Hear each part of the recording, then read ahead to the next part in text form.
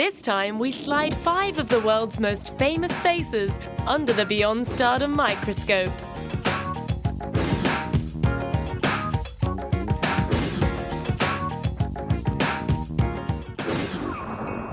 This former drug dealer and jailbird never goes near alcohol or cigarettes. In May 2000, superstar rapper 50 Cent stood still long enough to stop 9 bullets. These days, his writing, producing, acting, and entrepreneurial activities keep him moving so fast an assassin would be hard-pressed to hit him once. But somehow he still found time to make trouble. As well as a long-running feud with Ja Rule, which ended in a knife fight, he's had well-publicized stoushes with a gaggle of gangster rappers, including Nas, Fat Joe, and Cameron. He even took on Big Daddy, Diddy. One of his biggest clashes with his former protege, The Game, ended in an exchange of bullets, in which one of The Game's entourage got shot.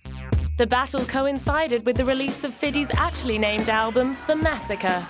The pair kissed and made up on the anniversary of Notorious B.I.G.'s shooting death in 2005. In the shadow of the untimely death of Biggie, today marks the anniversary of his death. We're here today to show that people can rise above even the most difficult circumstances, and together we can put negativity behind us. A lot of people don't want to see it happen, but we're responding to the 2 most important groups, and that's ourselves and our fans. To prove they were truly sorry, they handed over a check for $235,000 to the Boys Choir of Harlem. But then, 50 Cent, whose real name is Curtis Jackson, can afford it. Despite being on the scene less than a decade, he's one of rap's richest artists, along with Jay-Z and Diddy, with whom he has also patched things up. In between the release of his first multi-platinum albums, 50 Cent's entrepreneurial ventures got a kickstart in 2003, when Interscope granted him his own G-Unit record label. Later that year, he signed a deal with Reebok to distribute G-Unit sneakers as part of his G-Unit clothing company. His first foray into the world of celluloid came after the release of his first hit album, Get Rich or Die Trying, when he starred in a semi-autobiographical movie of the same name. It was important for me to tell a story because there's been pieces of my life, through different media outlets, people got a chance to hear portions of it, and they made assumptions on who I am without actually having information. So me making this film is allowing them to have a little bit more accurate idea of who I am, and they can make their judgments based on that. In case anyone still didn't get the picture, he followed up with a book of the same name and then a video game called 50 Cent Bulletproof, in which his newfound acting talents came in handy. I spent over 30 hours in the studio recording voiceovers for my character. It was weird. It was like imagining falling off a building while saying different things, or you had to create the way you would actually sound doing things in different ways. It's almost like acting, but in a film where there's a lot of CG or green screen. The shoot-'em-up game, which also features the vocal talents and stylings of Eminem and Dr. Dre, received a mature rating, but 50 had no qualms about handing the loaded joystick to his 8-year-old son, Marquise. He enjoys the game. He played Grand Theft Auto ahead of that. I explained it. I think kids with common sense know the difference between video games and reality. And if you have to limit your child from video games, then I think you should take cable television away from them also, because all of those images are shown there, and then you should allow him to have limited internet access. He shouldn't even be on the internet. As dedicated as he is to the cause of exploiting his own image, heaven help anyone else who jumps on the bandwagon. In 2007, he filed a lawsuit against a company that allegedly used his likeness in an internet ad called Shoot the Rapper. He also recently headed to the courts to settle a long-running battle with former girlfriend Shanika Tompkins over maintenance payments for their son. Away from all the wheeling, dealing, feuding and rapping, he kicks back with his haute couture homies, rocking up in his best suit to salute fellow clothes label owner Giorgio Armani.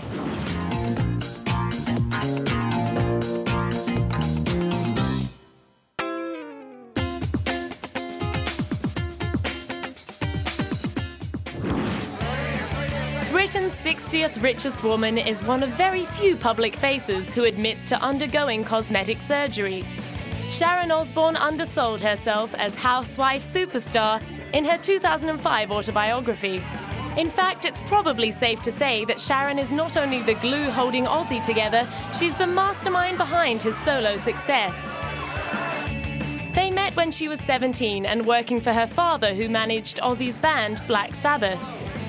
10 years later, his drug abuse and unreliability caused him to be fired from the band. Sharon took on managing him herself and proved as hard-assed and ballsy as her father. She put together his backing band, got him gigs, and steered him to great success in the 80s, in between giving birth to 3 children, while he wrestled with bipolar disorder and various addictions which saw him spiraling out of control. She picked him up, dusted him off, and sent him to rehab. And when Ozzy's tours dried up in 1996, she created their own summer festival. Ozfest has gone on to be a roaring success, attracting some of the biggest names in heavy metal. It's just taken the media so long to accept metal as a musical genre that's not going away. And that's what it is. I mean, nobody ever says, well, do you think jazz is over? Do you think country and western's over? But they repeatedly always go for metal. It's like they treat you like you're the bastards of the music industry. And I think now the media realizes that it's not going anywhere. As well as managing Ozzy, Sharon has also worked with Motorhead and ELO. Not one for mincing her words, she declared upon resigning as manager for the Smashing Pumpkins in 2000 that she had to resign due to medical reasons. Lead singer Billy Corgan was making her sick. That gave her more time to come up with the idea of documenting her dysfunctional family's shambolic life in the reality show The Osbournes, which ended up giving MTV its highest rating show in history. Well, it's never going to get back to normal because of the show and how it's changed our lives. It will never be the way that it was 2 years ago. None of our lives will. And every time the crew go, we say, oh, thank God they've gone. Within a week, we're like, where are they? We really miss them. And we start calling them all, come by if you're in the area, we really miss you, and this, that, and the other. And then we're like, just bring them back. We really miss them. A few months into the show, she announced she'd been diagnosed with colon cancer, but she kept quiet about the fact that she'd only been given a 33% chance of survival. Ozzy fell apart, but she insisted the cameras keep rolling as she conquered the disease. A year later, she founded the Sharon Osbourne Colon Cancer Program and cajoled Ozzy into designing T-shirts for breast cancer care. And what could be better than to have an Ozzy stickman on the back of a shirt? And what could be better than Ozzy? I didn't make him. He decided that the money for the shirt would go to my colon cancer charity. And I have the Sharon Osbourne Colon Cancer Program in association with Cedars Sinai. You choose. And as usual, she had Ozzy's back. If you weren't, Look at weren't in rock and roll, what job would you choose? Japanese. Hello, my son. If you weren't in heavy metal, what other career would you choose? Prison. Her famous candor won her a Glamour magazine award for Personality of the Year. It also earned her her own talk show, although her notorious lack of tact wasn't about to make her the next Oprah Winfrey. I wish, but I could never be as good as Oprah, but different. I want it to be, it's Sharon. I mean, the show is called Sharon, and the show is hopefully done Sharonized. She's also appeared on The X Factor and America's Got Talent, but her real passions are rescuing dogs, supporting charities, and raising funds for disaster victims.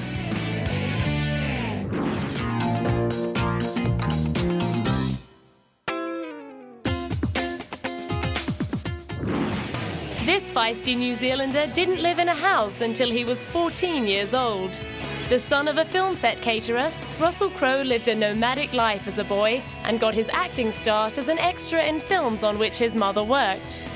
Despite his film star success, music has always been his first love. At the age of 16, he was Russ LaRock in his first band Roman Antics, which later became 30 Odd Foot of Grunts.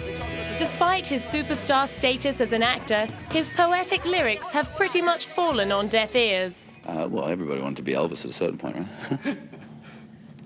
But I think I've been, very blessed. I am Elvis, but kind of in reverse, My movies are good and my music apparently sucks. That hasn't stopped him hitting the road with his latest outfit, The Ordinary Fear of God. And at a gig in 2006, he worked himself into a lather when music from the room next door threatened to drown out his singing. But then temper tantrums are nothing unusual for this sensitive artist, who was convicted of third-degree assault for chucking a faulty phone at an unsuspecting receptionist at the Mercer Hotel in New York.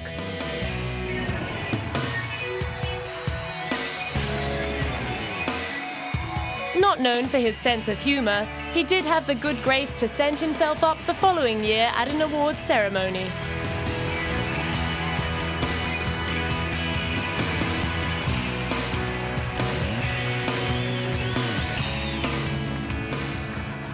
Because if there are any problems and you do get up here and go on too long, say hello to my little friend.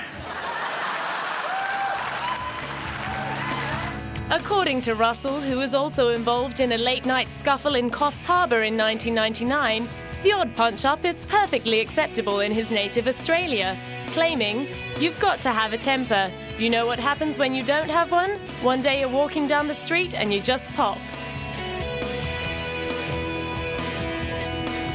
His embarrassing public displays have given his singer wife Danielle Spencer plenty to grin and bear. As she says every now and then, it's like, we may not be normal, but we have our own way of working things out in terms of, the rhythms and when we can be together and when we can't be together and how we deal with being apart. Russ now puts his wife and 2 sons first, along with his beloved rugby team, the Rabbitohs, of course. Russell and his business partner, Robert Holmes Court, bought the cash-strapped club in 2006, after supporting them through the hard times for many years. One of the first changes he made was to axe scantily clad cheerleaders from the proceedings, proving that while he may be a bit of a thug, he's no sexist pig. I've always found that there's a grey area in my mind with the cheerleading squads, I think if you're pushing towards the edge of athleticism, then I can understand it. But if it's not that sort of thing where people are doing 5 somersaults and landing on somebody else's shoulder and stuff like that, I'm not quite sure what it's there for. And I think a lot of people feel the same way. The positive response we've got, particularly obviously from women like my wife, when they heard that that's what was happening, it's all been,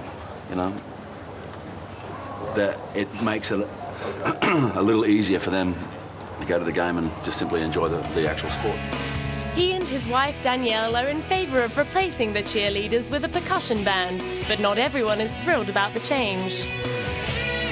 We're not there to show a little bit of cleavage, we're there to support our team and to get the crowd into the game. Yeah. It's not about the racy outfits or the dancing even, it's about the team.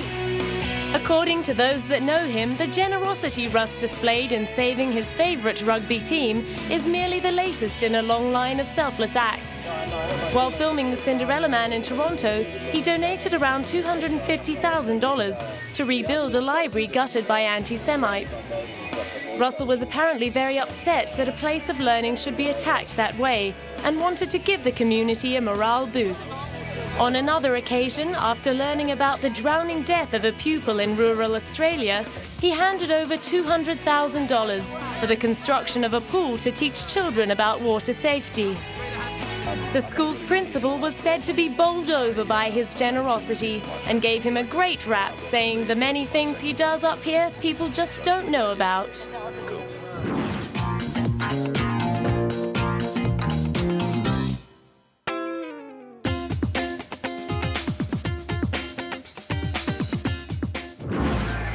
This Spanish beauty was said to be so terrified of walking the red carpet at the 2004 Oscars, she nearly stayed away. It's hard to credit Penelope Cruz with being shy. After all, anyone who signs up for a date with Tom Cruise is begging to be poked and prodded by the paparazzi. Cruz and Cruz met while filming an English-language remake of Abre los Ojos, which Penelope had starred in 4 years earlier. Vanilla Sky did little to impress critics or audiences, but it did spark off a 3-year relationship for Tom and Pene. Rumours of a wedding were followed by rumours that Penelope had called it off. Further rumours that their respective hectic schedules were playing havoc with the relationship were scotched by Tom. I mean, we're not away from each other that much, you know. There's moments, you know, a couple weeks here and there, but you know, I have kids and family, and you know, there's a telephone and there's fax, and it's really wonderful, actually. Still, the odd facts here and there failed to sustain the romance, and they split in January 2004. Since then, she's been linked to a string of stars, such as Javier Bardem, Matt Damon, and Kylie Minogue's Olivia Martinez. Although she's only admitted to a fling with Orlando Bloom and a 2-year relationship with Sahara co-star Matthew McConaughey. Gossip has also abounded about her relationship with fellow Hispanic actor Salma Hayek. After Penelope laid her hand on Salma's bottom at a press conference, the media was abuzz with speculation that the two beauties were cozying up behind closed doors. Yes, we are very good friends for many, many years, so I think that shows in the film. Yes, on set and off set too. It was very fun working together. Like her best friend, Penelope is known for her passionate devotion to good causes. She recently lent her star power to the launch of an environmental initiative in the United States. The competition, launched by Global Green USA, is offering a hybrid taxi fleet or an equivalent cash amount to the city with the most environmentally friendly citizens. The cash will help fund dedicated city greening projects. I do worry about the impact of global warming. I think, like almost everyone I know. And that's why I hope all the cities in America will decide to compete in the Greenest City Challenge. I think it will motivate people to make positive changes for our environment. She recently went to India to film a documentary to raise money for underprivileged children. Along with her success on the big screen, her humanitarian work helped her earn a Knight of the Arts and Literature Order from the French government in 2006. Pene was bowled over by the recognition. It's such an honor, and I'm really, really happy about that. It's tomorrow, and it's a huge honor. I don't know if I deserve something so big, you know. And I love this country, and the fact that France is giving me that is an amazing thing for me. Yeah. Despite her humility, she's not backwards in coming forwards when it comes to cashing in on her celebrity and good looks. A recent campaign caused a stir when she was exposed for wearing false eyelashes in an advert for mascara.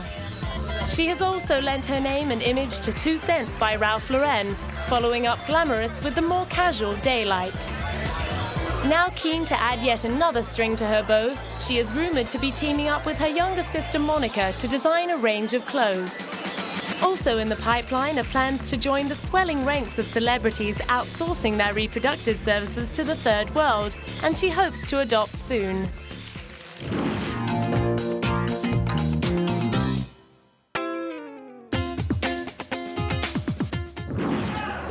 On his official website, this actor, artist, and activist signs off his messages with the words, "Love, only love." That sentiment may not sit well with PierceBrosnan's famous on-screen character, but it does reflect his real-life commitment to saving the planet. Since 2001, Pierce has devoted himself to marine animal and wetland protection. My wife, Keely Shea, is someone who entered my life with this full environmental warrior mindset, and it's one which I have embraced and one which I will continue doing. But I think everybody has to find their own niche, and whether it be this or, you know, welfare. I think you have to be a social worker in some aspect of your life, and I think acting goes hand in hand with that. A particular passion has been raising awareness about the plight of whales, unashamedly using his celebrity profile to help launch research into endangered species. Ladies and gentlemen, we have a mission to protect whales and their habitat. Iceland, Japan, Norway, you do not have a license to kill that which belongs to the world. The commercial hunting of whales has been banned since 1986, yet since then more than 20,000 whales have been killed in defiance of this ban. He also teamed up with marine environmental heavyweight Pierre Cousteau to spread the bad news and encourage people to take responsibility for our fragile planet. The thoughtless spread of active sonar is killing marine mammals and fish and degrading the world's oceans. Now think of the sadness when our children ask us, what happened to the whales? Think of a world without whales. So, if we have a passion for what we know is right, we must fight. We must act together, now, here, and abroad. And I'm speaking also as an Irishman, and I will do as much as I possibly can, not only here today, but also abroad, to bring this technology under control. Pierce's Irish heritage is a source of as much passion as his environmentalism. Despite his success in Hollywood and the UK, he has always clung tightly to his roots. After being educated in the public school in County Meath, his mother moved to London. Even after hitting the big time in a 4-picture deal as James Bond, Pierce could still hear his homeland calling. And when he was sent the script for Evelyn, he couldn't resist. How's the hair? Looking very nice. Oh, good, thank you very much. Who would you like to be as I read it. I identified with it. It's about a father. I'm a father. It's about family. I have a family. I have a very large family. It's about Ireland. I'm an Irishman. I was brought up Catholic. It's about the church. It's about separation, abandonment. So there were many emblems there within this story which I could have an immediate reaction to and sympathy for. With his last James Bond film in the can, he had a real opportunity to seize control of his creative future. This is some kind of dream, I suppose, some kind of wish, some kind of desire that is probably deep-rooted in me and has always been there, one way or another, to go back to Ireland and in forming a company like Irish Dreamtime with the intention of going back there and doing Irish stories and being able to come over here and do things like The Tailor of Panama. That is a great challenge, and one is very fortunate and lucky to be able to do something like that. But that could only have been done really with the Bond, and with the success of Bond, you know, what do you do with that success?